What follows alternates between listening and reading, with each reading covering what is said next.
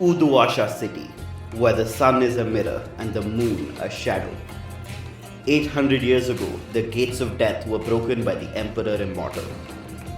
The 5 key bearers, however, had already unlocked them and walked right through. It is in Uduasha city they dwell.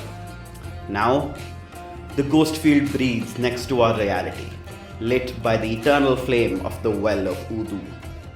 It is a second skin, a place where thought and will struggle against gravity and light.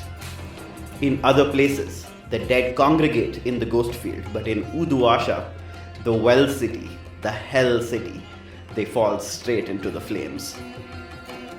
See its glittering districts: Kshitijpur, where the rich plot to buy the horizon; Bunda West, where the refugees of 2 different nations flock; and Pasarhandu, the vertical maze of market and murder. And here is Udepat, where the ceaseless temple resides. Its inhabitants, a family, a snake, and a god. The temple has stood since before the gods of this world were forgotten. Watch as it turns the wheels of revolution. Welcome to Desperate Attune, an actual play podcast about people who take risks so they can survive against the odds.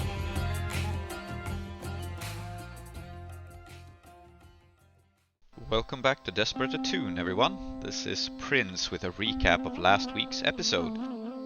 So, last time on Desperate Attune, we saw the crew enter the Kingfisher grotto. Miraz spoke with the voice of one of his past incarnations and was recognized by Freya as the shrine builder, one of the original builders of temples in Uduasha.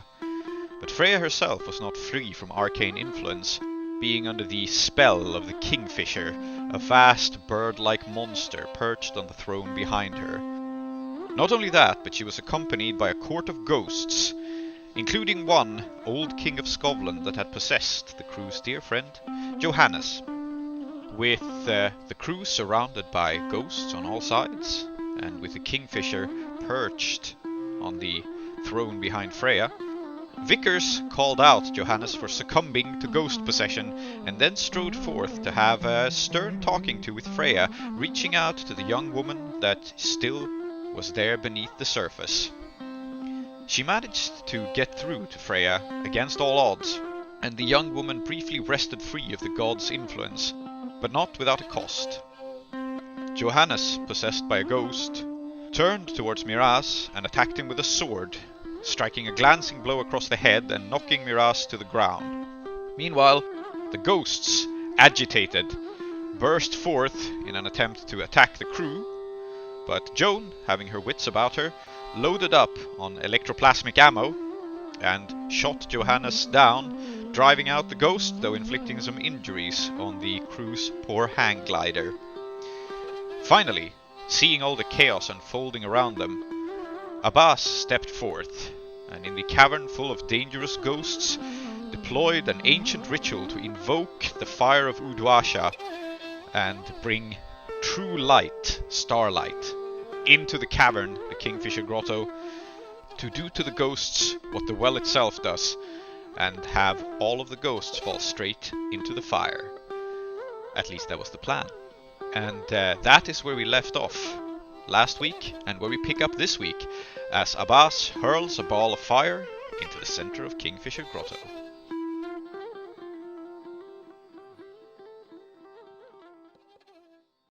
I think that what happens is that as you raise this, nearly all of the ghosts had actually, they were not attacking, right? Because Freya had said, "Old, I would hear what this guest has to say," right? So the only ghost who chose to disregard her was the one who was already in the process of taking over your Johannes. When you gather this flame in your arms, you see all of the ghosts suddenly move their heads in unison towards your hands, and their eyes cloud over, as if now no longer that being animated by that intelligence. And then they all I think the reason that you yelp and throw the fire away from you is that all of them are literally diving straight towards this fire in your hands. because they can't but do that. Like, they can't resist that, right? But the flame is not just like in the ghost field, and it's not just metaphysical, it is also physical. And so as you throw this fire away from you, it lights up this grotto now in a much more like a divine and powerful way than like the electroplasmic lantern that Miraz was using, right?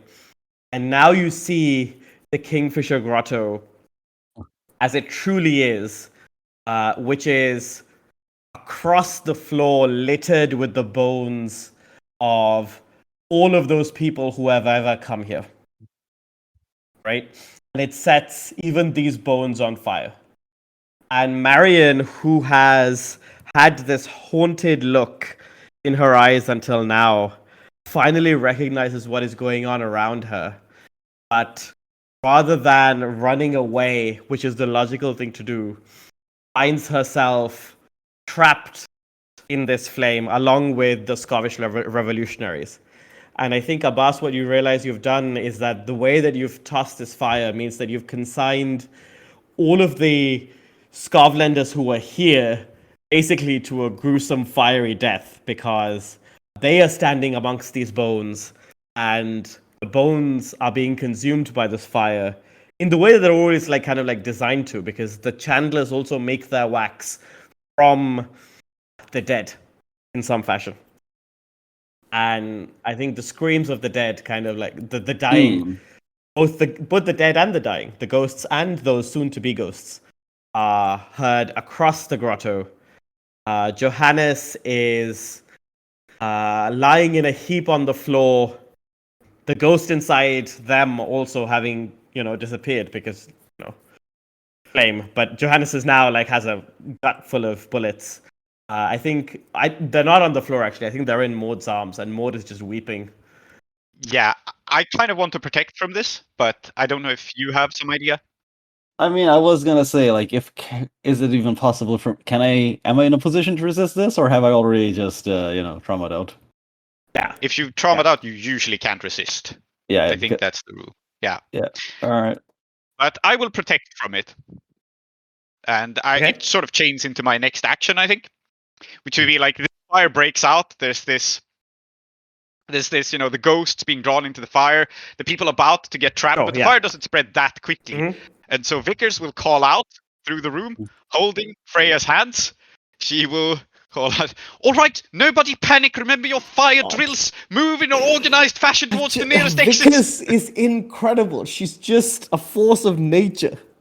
Fire drills are a thing, okay? We practice them at the temple. Sure. Hopefully these people have practiced fire drills too. And panicking helps no one. So I'm resisting with resolve. I do take stress this time. These people live in a refugee shantytown. I'm sure they have fire drills as well. Uh-huh. Because that's much of a bigger problem for them than it is for most people. Mostly, this is what you do when a fire breaks out. As long as everyone's calm and no one panics, people can usually get out. So I am resisting by organizing people. And what I want to do, basically, what I want to accomplish is for the people who can move to pick up someone who can't move and in an orderly fashion go towards the nearest exit. I think that should be a role, because I think what the resistance does is make sure that they don't all like the Inferno doesn't just immediately get out of hand and burn them down, right? What you've managed to do now is, as you say, you've kind of organized them, you've knocked some sense into them. Marion is also barking these orders, coordinating with you. But you still have to make sure you get out, right? Mm-hmm. I will use command. I'm trying to think if there's a devil's bargain here. Okay, I might have a devil's bargain to suggest, but let's make sure I have the scene right. So you're trying to get people to basically organize themselves and get the fuck out, right? Yeah. Okay, my devil's bargain is that even though we're way under the surface, the smoke is rising up. And there's going to be a lot of attention on the other side as people are going to try to help bring people out. So this is going to kind of spread a bit. I'm not saying that the fire will spread, but people will know that this happened. We will take heat. Yeah. I find that perfectly acceptable. It makes sense. It just makes sense in this situation. How much heat? We made a fire in 2 keys. Yeah, I think 2 makes sense. 2 or 3? Yeah. I think two it makes sense. 2. Yep. Yep. We are definitely Yeah. taking a wanted level for this. You are again in a desperate position, but I think here, let's say that actually the desperate position is you have to make this happen and also get Freya and Maud and Johannes all out, right? Yeah, I mean, I'm ordering them too. Freya can move. Yeah. And So I whatnot. think that the desperation here is that, like, in the confusion, it's entirely possible that, like, you miss someone and someone's left behind. I think you're paying enough attention that it won't be any of the named NPCs, right? But that's almost worse in that someone will, like, end up behind there, and then, like, the blame will not, like, will fall on you, right? So. People will die. Yep. And yeah, you can do this, right? Like, you can absolutely. Okay, and I have a bonus dice from the Devil's Bargain from Heat. Oh, excellent. I roll a 6. Yeah. It's fine. I get everyone. We see you. We see you and Marion get everyone out. Maud is being helped with Johannes by Freya. I think the two of them are, like, dragging Johannes out, like, in, like, a one arm over each shoulder, that kind of thing, right? Yeah. And, like, the one good thing is that, like, once you get out of the front door and you get out of the little hallway, we had actually said that the main entrance is via boat. So at least once you get out there, it's not like the fire can really follow you until that. So, like, Yeah, we're in a wet cave. So I will get all the PCs and NPCs out. And I think a bit of a character-defining moment here is that we see Vickers so busy coordinating people that she does not actually pick up Miraz personally. And it hurts her because she really wants to. But I think we see him being carried out by some unnamed NPC. Oh, But before that happens, Miraz does something. Or the thing inside Miraz does something. Where's Freya's crown? It's somewhere on the ground among the bones. It's not on her head. I think Miraz hasn't needed to be helped out, or we'll see. But, like, at least initially, no one has gone to get him because he's got up. And he kind of, like... So he's got his protective suit, which does protect against heat up to a point. And he is going to, like, stride through the fire and pick up the crown. Okay. I think you can do this. Do I need to do anything with that? I think that the risk here is not harm from the heat. The risk is just takes on that clock. Because the Shrine Builder is using you as a vessel, right? So it's like 2 ticks on that clock is the risk, but then you can do it. Like, do you mean it's an action, or like? No, I said I figure it's an action. I think it's possible for you to not take these ticks. Okay. That's what I was asking. Asking. Yeah. Okay. All right. Position? Risky standard. Risky standard. Are there any other treasures here? Like, I'm asking about Desperate Great would probably be other treasures. I don't know if there are. I mean, there can be. I don't see why not. Let me think. So, let's also establish that, like, the god is also on fire, right? And, like, on divine fire, which is definitely, like, hurting it. So let's say that actually it's possible for you to get some artifact of the Kingfisher itself, right? Like, as it is burning up, some, like a feather that belongs to it that is imbued with its divine power. I want the pickaxe. The pickaxe that's lodged in its mouth? Yeah. Yes. I mean... Desperate Great, I get the crown, the pickaxe. Yeah. Right. In that case, I can assist you, and I shall. As you just see, for some reason, your husband just, like, ambling along, just kind of, like, picking stuff off the ground, like, oh, nice pickaxe. Rips it out of its mouth. We'll see. Yeah, I will assist you, and I am assisting you simply by, like, seeing that you can move about on your own. This is the thing. Vickers obviously wants you to get out of here, but she also trusts you. Yeah. Right? She also trusts you to have a plan. And so she is assisting by just directing someone to help you, I think. It's like, in the middle of it, he cuts away, and she just goes to some random scumlander. Like, just pick up the crown, hand it to him. Very good. Excellent. Okay. Yeah. So I am 1 stress away from traumaing. Bored. Okay. Again, and normally I think it would be really cool to trauma out in this situation. Yeah, but this would be a third but trauma. that would put me at 3 trauma. Yeah. Yes. Yeah, no. So is there Devil's Bargain? A Devil's Bargain. Yes. I think that we've realized in this moment that if you hadn't done all this, if you had just asked the Kingfisher for help, it would have, like, completely cured your father. I don't think it makes sense because Miraz didn't actually have a choice in the opening of this. He was possessed by a ghost as he entered. Oh yeah, no, that's true. I'm sorry to push back No, against that's this fair. idea, but it's not really something that Miraz can No, regret yeah, because I it was guess one not. of his past incarnations that walked in and was like, "Fuck Yeah, you." okay, no, that's fair. So- Okay, let me think. Because I think a devil's bargain is important here.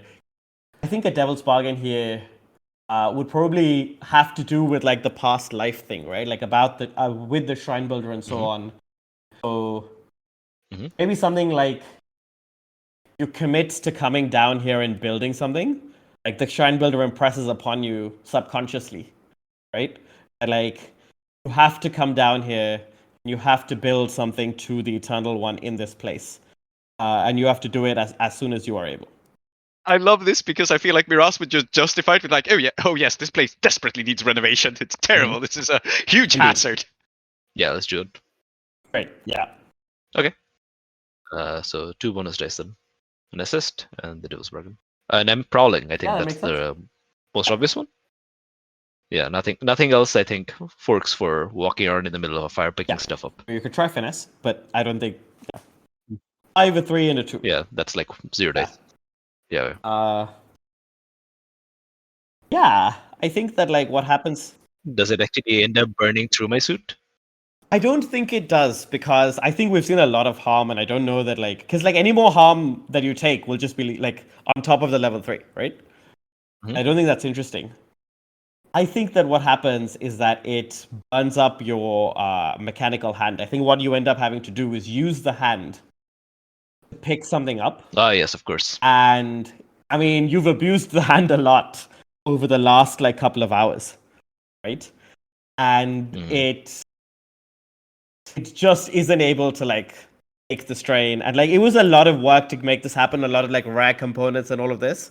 Like, replacing the hand isn't going to be just as simple as building another one, right? Like that's going to take a long time to like figure that out.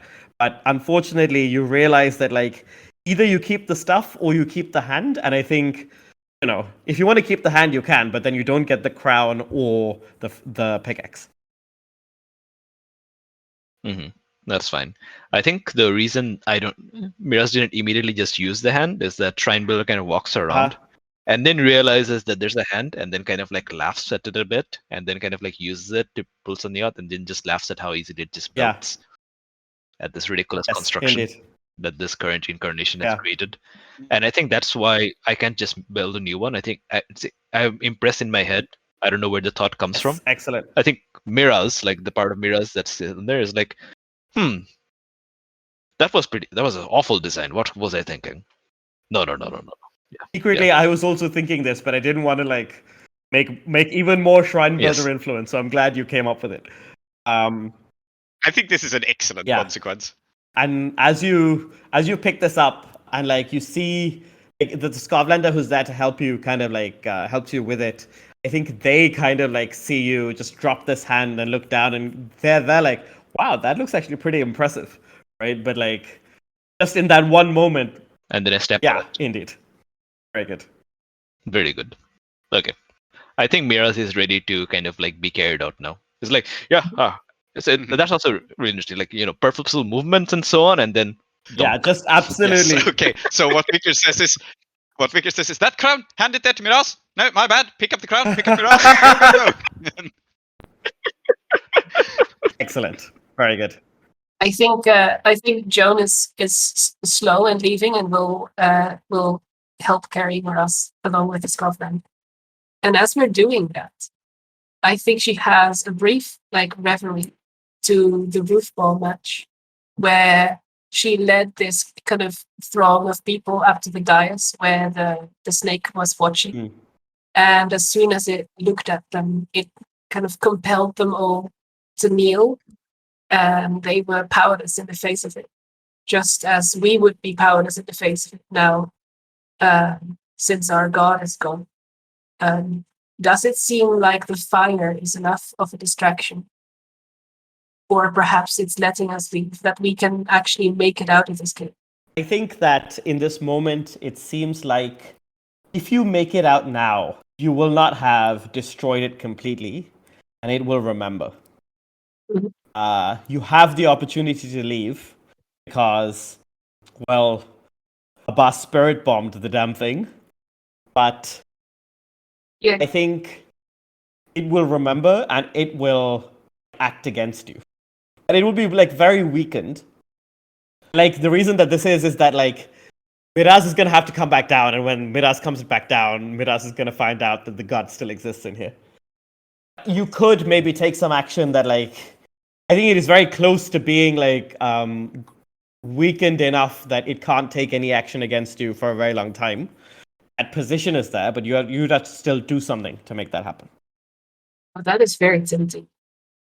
I think we have to do it. Yeah, Then. sure. And like then you could add murdering a god to your resume. So Or being Yes. murdered by a god. We'll see. or that, yeah. Yes, kill it, kill it. You are the most competent person in this crew. Kill it. Okay. Yeah, Joan is going to let Miraz set him down again, let the Scofflander deal with him, and she's going to walk to the god. As you do, we see Marion kind of like come with you, and she says, "I'm to bury this fucking thing." Mm-hmm. Because she's also been like completely like taken in by this being, and she wants her piece of revenge. There is no response particularly to Marion, because when she looks to Joan, Joan is green-eyed and growing, and she speaks in a hissing voice. You yourself have brought this, Kingfisher. You yourself have declared war upon the Eternal. A foolish thing. The Eternal is far larger than anything, as per its definition, and any opposition will be swallowed. And she unhinges her jaw and God. is going to try to eat its physical form. You're Okay. going to eat a god that is on fire. That is amazing. Yes. Very good. Ghoul allows me to eat anything. Yeah. Have you tried eating the Empire? I feel like that's next.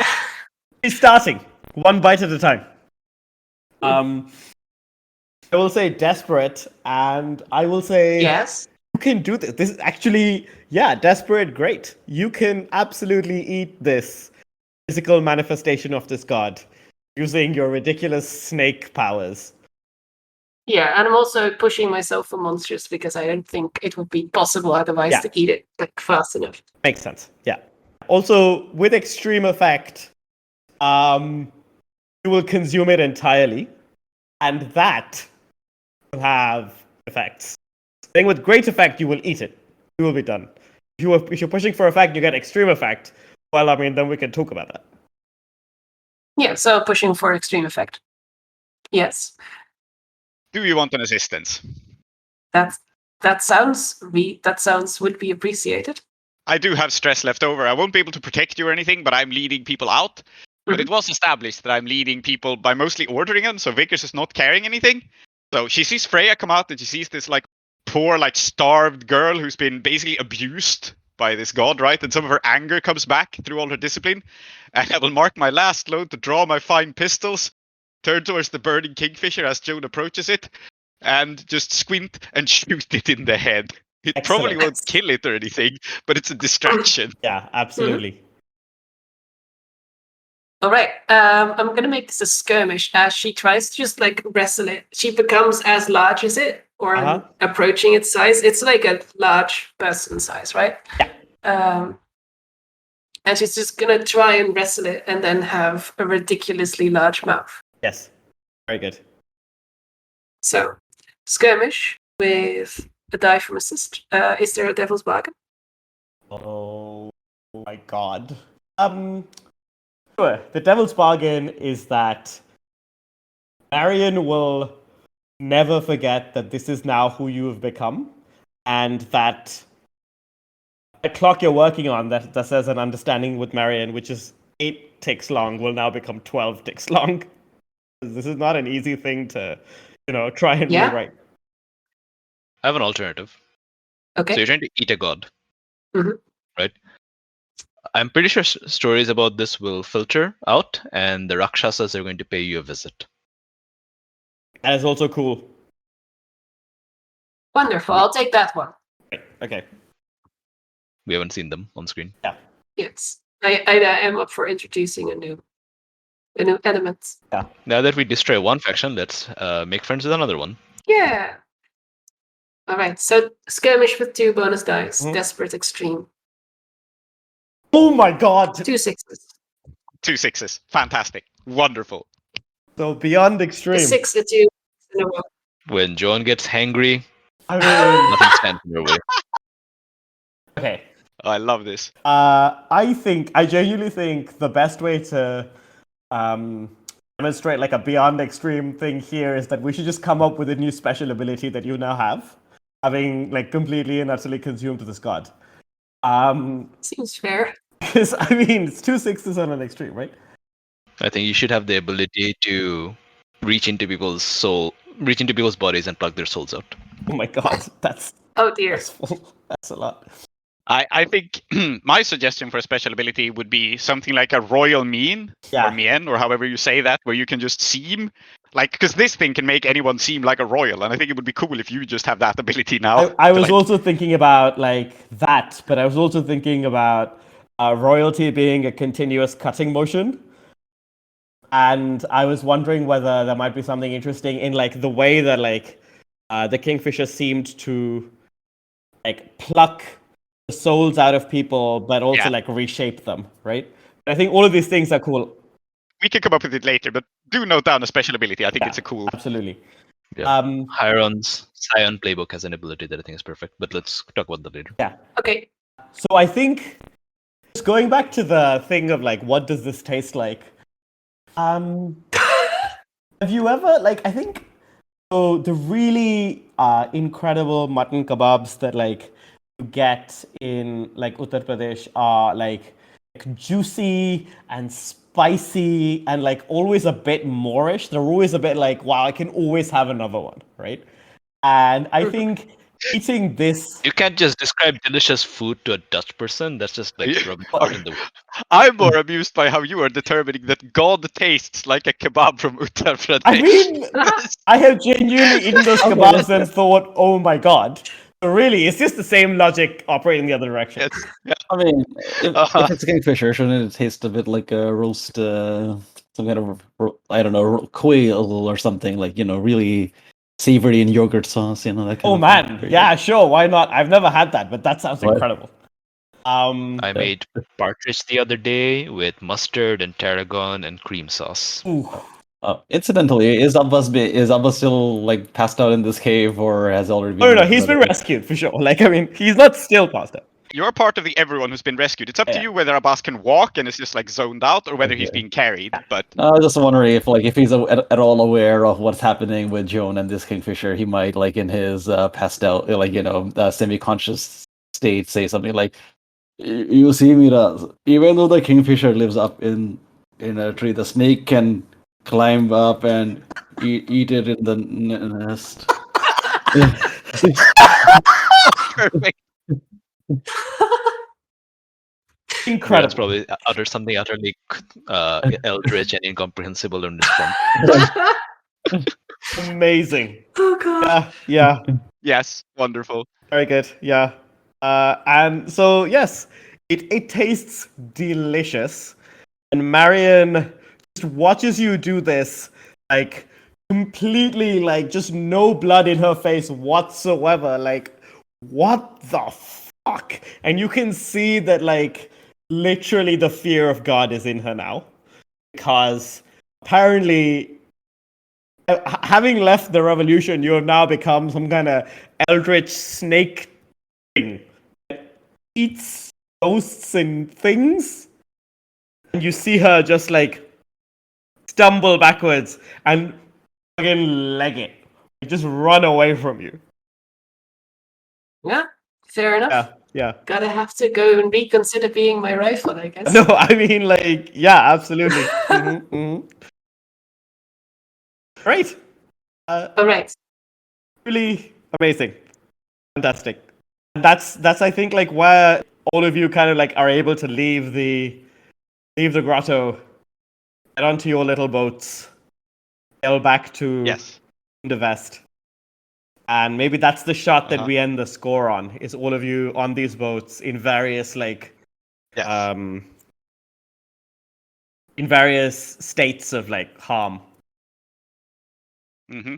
I would like to inform you, Miraz, that we may or may not have a daughter now, depending on what Freya my decides to God. do. But I am 100% on board for adopting her.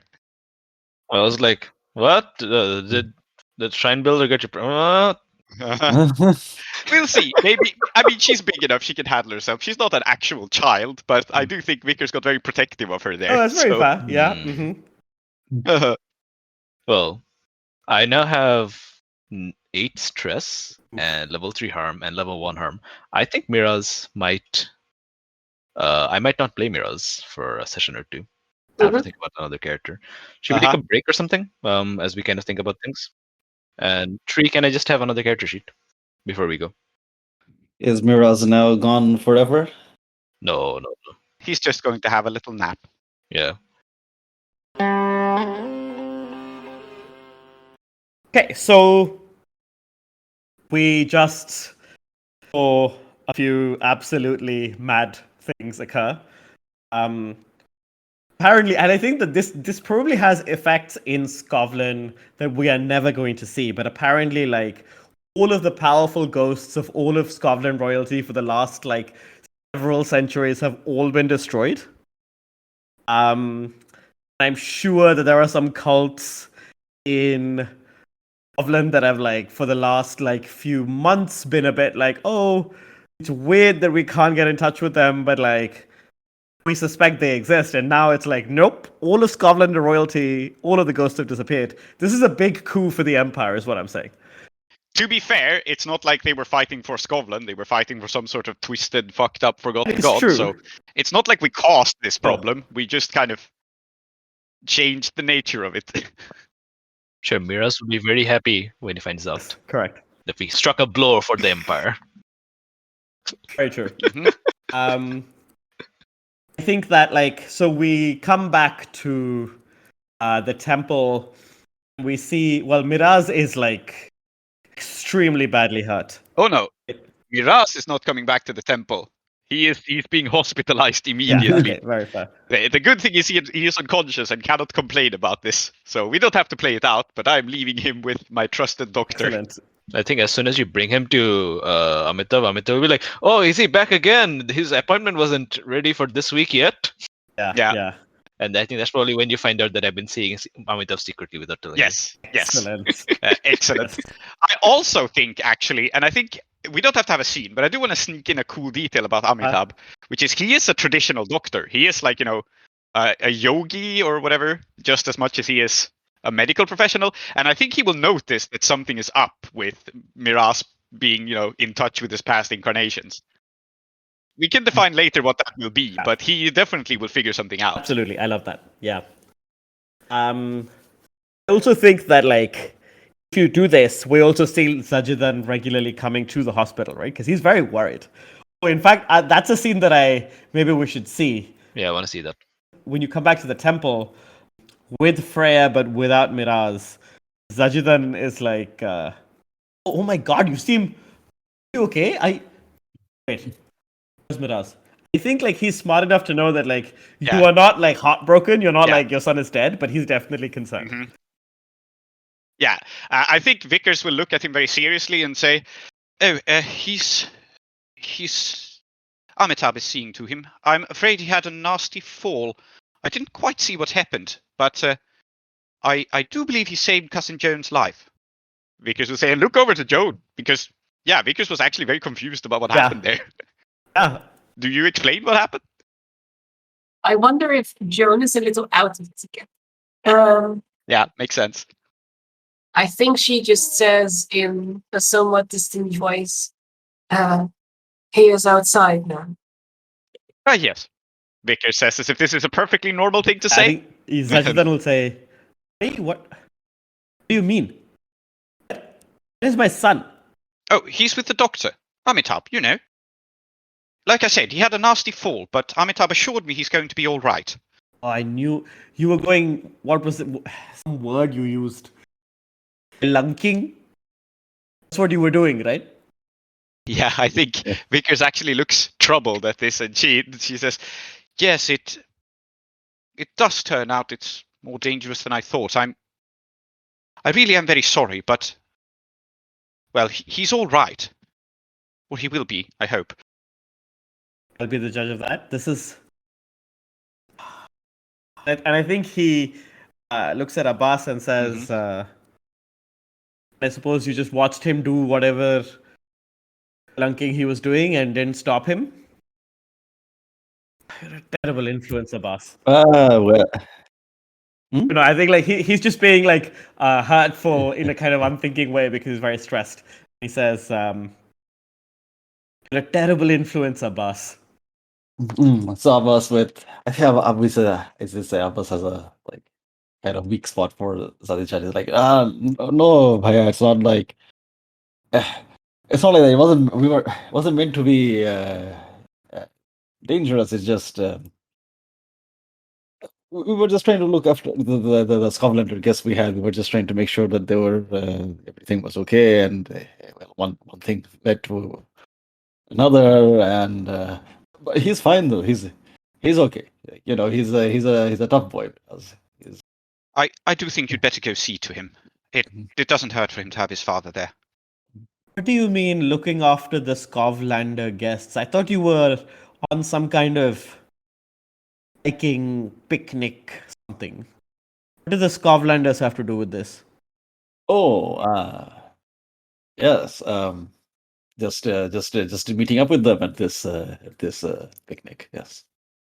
I mean, like, if you want to try and lie to him, it's gonna have to be a roller. Like, it's not gonna. No. And I think from my performance, Abbas is not very good at lying to his brother. No. I have an idea, if I may. I think so.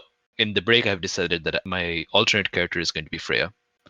That's what I'm doing now. So Freya was kind of like being a little bit shell shocked, kind of probably like making herself very small, kind of pipes up in a voice that's like completely at odds to the very regal, confident posture that she had as we had seen her last under the influence of the Kingfisher. Now she kind of like says, "You are his father? Yes, he. It seems that my friends, they don't want to say because you would naturally worry. It seems that some of my friends and I, we're Skovlanders, you see. We're from the hospitality ghetto.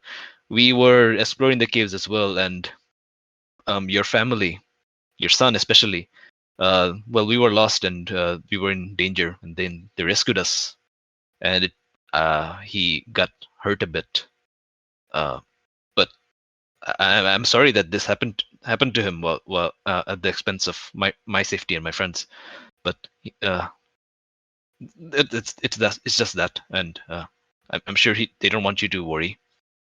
That's why. Yeah, I think that could work. I think Sajidhan says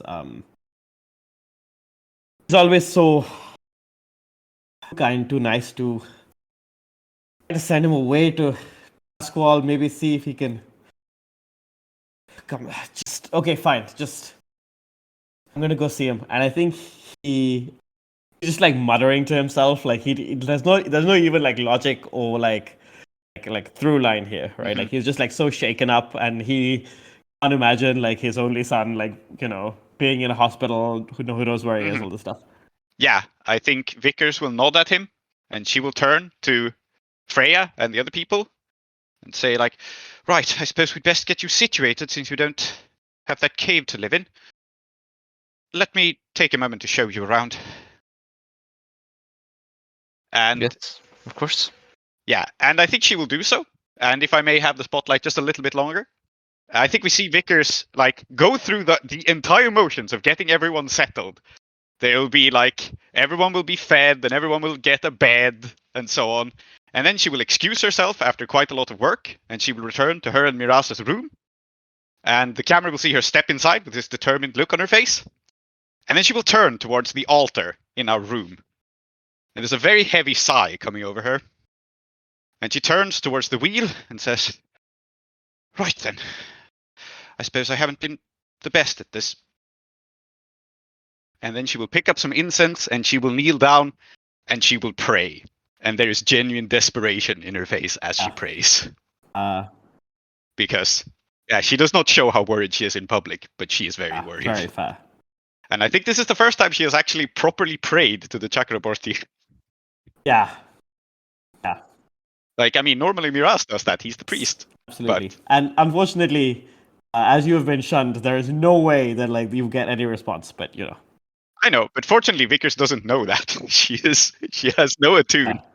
It is, prayer is not about changing the mind of God. It is about changing yourself, and this is precisely what she's doing in this moment. Oh man, yeah, 100%. What are Joan and yes, I know actually what is happening to Joan and potentially Abbas if you're around, which is that your cohorts Padmapriya and Padmamukhi are gonna find you, Joan. And they have also, over the last 2 weeks and months, been turning slowly more snake-like, and they will approach you. You don't have to see that like right now. I just wanted to flag this because I thought about it during the break and then I forgot. So I'm just bringing it back. What are Abbas and Freya doing? Would you be like showing me around and talking to me, or would you be too worried about Miraz and kind of not care about this Covelander kid?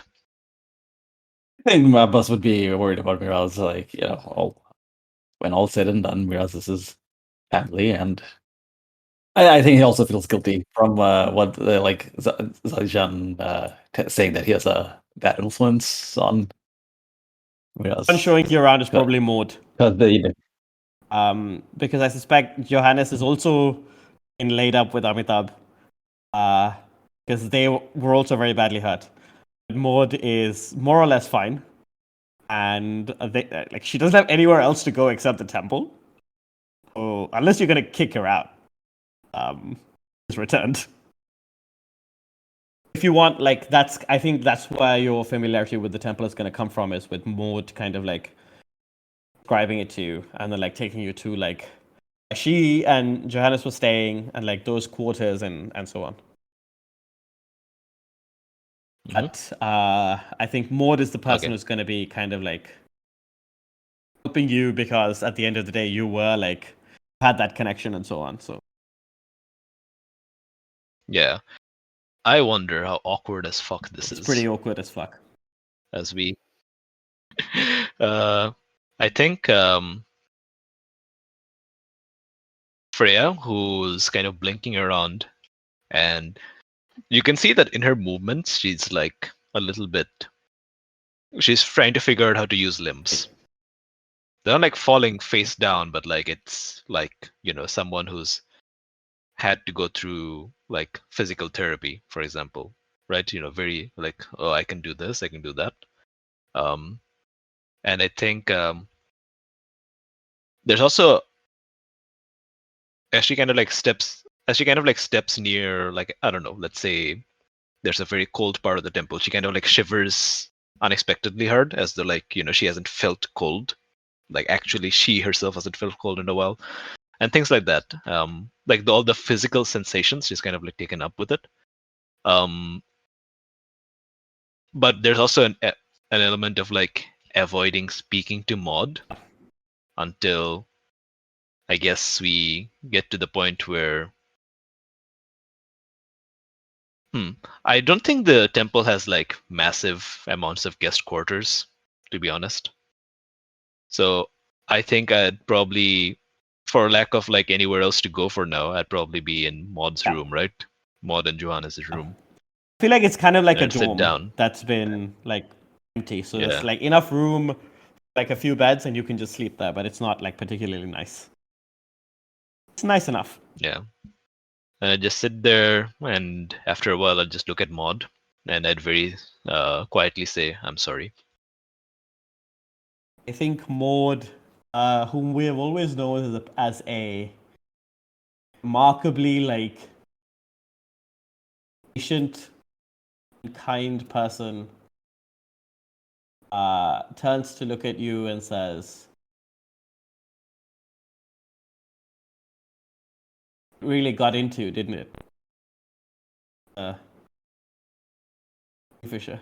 When the name is said, Freya kind of like visibly kind of like jolts and then kind of looks distant. And how far away is Maud now? Like, I guess I'm sitting on what I guess is now my bed. I think Maud is probably like curled up on her own bed, so maybe like 10 feet away. Yeah, I think Freya doesn't really respond and kind of just turns away, kind of like curls up on her own. And I think like if Maud kind of looks around, like very shortly she will see that Freya's like visibly shaking and sobbing. I think Maud will stand up and then like next to you and not like really give you a hug and simply like be around you, because I think she's not sure the physical contact is something you want or whether it will just like freak you out more. I think she will say, "It'll get better. Got out. Got out. All of us. Because of what Vickers did. He'll get better." Mm-hmm. I think Freya kind of like... So there's obviously the element of like, oh my god, I've just been through something fundamentally traumatizing and now I'm safe, and also this person is someone I have hurt, sort of, but wasn't really... Anyway, that kind of thing, which is like, the emotional level of like why she's shaking and crying. But I think also her eyes are kind of open and her mind is searching. Mm-hmm. Her mind is searching, and she will... I think like I'm going to roll fortune here because I don't know what this would be, right? I don't know what the nature of this interaction would be. I'm going to roll fortune Attune because the former vessel of a god has just arrived at this temple. And the eternal one, or at least its avatar, has rejected us. But surely I can't just show up here with the mind that I have without something happening, without some connection. Yeah, for good or so ill. we'll see. So I'm rolling fortune to see how wanted/unwanted I am, or how fucked I am. A 1, a 4, and a 1. So it's 4. a 4, which is not total fail. Yeah.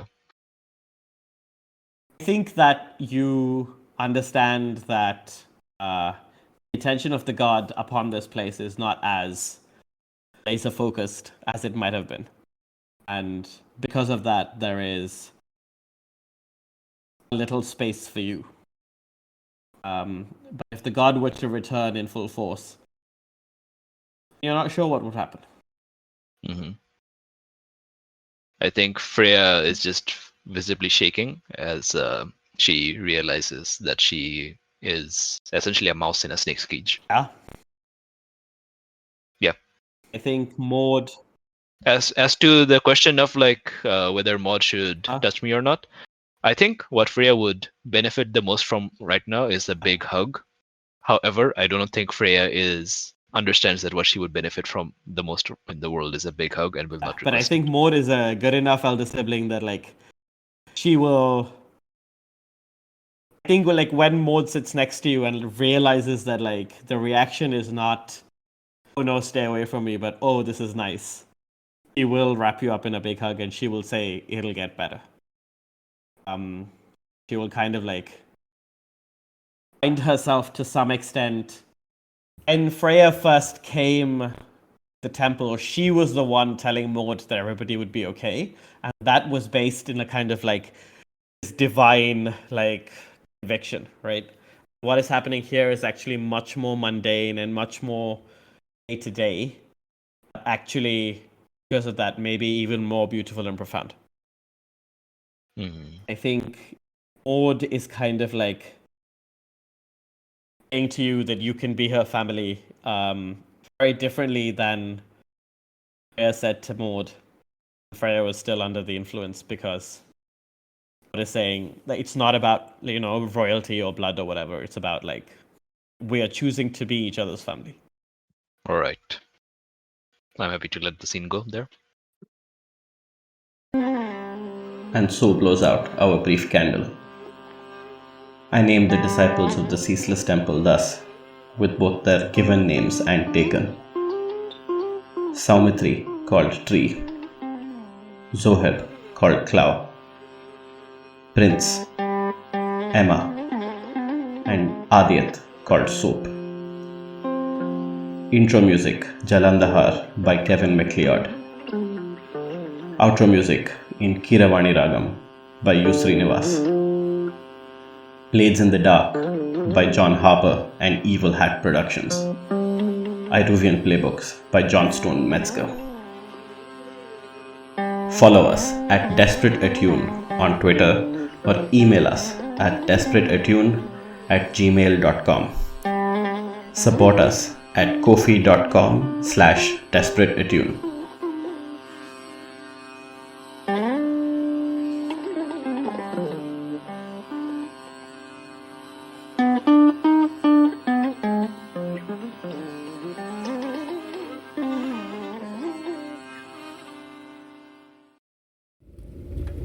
A woman writes furiously in her notebook. Her mind is ablaze with ideas, each more wild than the last. She cannot keep up. She recalls little of the conversation with the Eternal One, he who speaks flame, the end that begins. The more she thinks of it, the fuzzier it gets. But she knows what has happened. She has spoken to a god. Not just spoken to him, berated him for the crime he has committed against history. One such as he need not remind himself what has happened before, but lesser mortals require records and remembrances. She spoke so fast, unhesitant, without any sense of restraint, and so found herself looking into the eyes of something that could crush her without a second thought. So it showed her. It showed her secrets, mechanical and magical. It showed her what a paltry thing it had eaten, compared to the wonders of yesteryear and the excellences of time to follow. She thinks it was meant to cow her into submission. It succeeded, briefly. She cannot recall how it came to converse with her or where they were before it occurred. She found herself in her own room in Golampith, feeling like she had been set ablaze by the well itself. An impossible urge to fly to the temple of the unceasing wheel and prostrate herself before the altar possessed her. She would have done so, had she not noticed what the god had also done.